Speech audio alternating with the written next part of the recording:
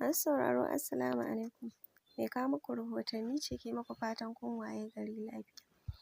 Barkanmu da sake kasancewa a cikin shirinmu na ƙarfe 6:30 agogon Najeriya da Nijar, wato 5:30 kenan agogon GMT da Ghana. Waiwaye: batun fitar da takardun binciken Tinubu da damfarar kuɗi a tsarin CBEX. A farkon makon, labarin da ya fara jan hankalin mutane shi ne batun hukuncin wata kotu a Amurka da ta buƙaci hukumomin ƙasar su fitar da takardun sakamakon binciken shugaban Najeriya Bola Tinubu, wanda ya jawo sabon cece-kuce kan rayuwarsa a Amurka.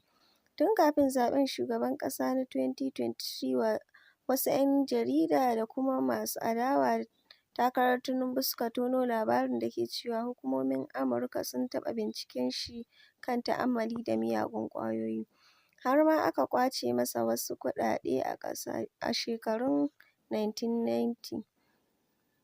A ranar 8 ga watan Afrilu ne wata kotun gundumar Columbia da ke Amurka ta baiwa Hukumar Binciken Manyan Laifuka ta Amurka (FBI) da kuma Hukumar Yaƙi da Miyagun Ƙwayoyi ta ƙasar (DEA) umarnin su fitar da bayanan binciken da suka gudanar kan Tinubu shekaru 30 da suka wuce.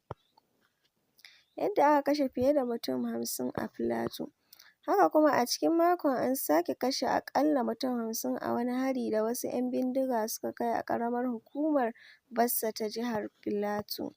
Hukumomin gwamnatin jihar ta Filato sun ce an kai harin ne a cikin daren Litinin a garin Zike da ke yankin Kwal a ƙaramar hukumar ta Bassa.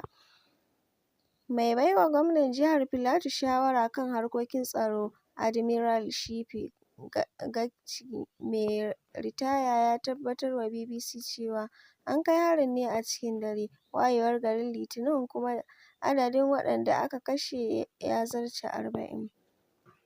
Cika shekara 11 da sace 'yan matan Chibok. Abu kamar wasa, Talata 15 ga watan Afrilu ne 'yan matan sakandare ta Chibok ke cika shekara 11 a hannun mayaƙan ƙungiyar Boko Haram mai iƙirarin jihadi. A irin wannan rana ne a shekarar 2014 'yan bindigar ɗauke da makamai suka afka makarantar da ke da nisan kilomita kusan 125 daga birnin Maiduguri na jihar Borno, inda suka sace yaran 276 da tsakar dare. Satar ɗaliban ce irin ta farko da aka taɓa gani a Najeriya, kuma tun daga lokacin 'yan bindiga suka mayar da abin sana'a. Damfarar kuɗin 'yan Najeriya ta tsarin CBEX. Asarar kuɗi da 'yan Najeriya suka tafka a wani tsarin zuba jari mai suna Crypto Bank Exchange, wanda aka fi sani da CBEX, ya ja hankali a ƙasar, musamman a kafofin sada zumunta. Wannan matsalar ta zo ne a daidai lokacin da 'yan ƙasar suke ci gaba da ƙorafi kan tsadar rayuwa da rashin kuɗi, wanda ya biyo bayan janye tallafin man fetur da karyewar darajar Naira. Rahotanni sun ce kuɗin da 'yan Najeriya suka yi asara a tsarin na CBEX sun haura Naira tiriliyan 1, wanda hakan ya sa wasu suke mamakin yadda 'yan ƙasar suka iya tara maƙudan kuɗi haka cikin ƙanƙanin lokaci. 'Yan sanda sun ceto yaran da ake zargin ana safarar su zuwa ƙasashen waje. A cikin makon jiya ɗin ne dai Rundunar 'Yan Sandan Najeriya ta ce ta samu nasarar kuɓutar da wasu yara 23 daga wani gidan marayu da ke unguwar Kubwa a Abuja, babban birnin ƙasar, wanda ake zargin ana fakewa da shi ana hada-hadar safarar yaran har zuwa ƙasashen waje. Cikin yaran dai har da 'yan shekara 1 zuwa 3, wasunsu kuma sun kwashe kimanin shekara 3 a gidan. DSP Mansur Hassan shi ne jami'in hulɗa da jama'a na Rundunar 'Yan Sandan Najeriya a jihar Kaduna.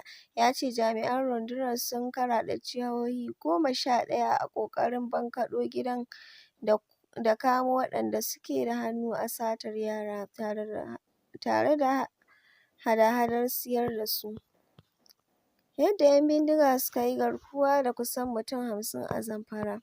Haka kuma duk a cikin makon dai a jihar Zamfara da ke arewa maso yammacin Najeriya, mazauna garuruwan Banga da Gidan Giji da sauransu da ke ƙaramar hukumar Ƙauren Namoda na ci gaba da barin garuruwan nasu sakamakon jerin hare-haren da 'yan bindiga ke ci gaba da kai musu. A farkon makon nan 'yan fashin dajin sun kashe aƙalla mutum 2 tare da yin garkuwa da ƙarin wasu 50, waɗanda suka haɗa da maza da mata, inda suka buƙaci sai an biya su kuɗin fansa kafin su sako su. Mazauna garuruwan Banga da Gidan Giji dai sun ce maharan da suka kai musu hari sun mamaye garinsu, tare da ƙarin wasu garuruwa da dama, wanda hakan ya tilastawa wasu tserewa saboda kaucewa harin 'yan bindiga. Sun ce galibin 'yan bindigar na haye kan babura ɗauke da muggan makamai, inda duk sanda suka zo sai sun halaka mutane tare da tafiya da mai tsautsayi.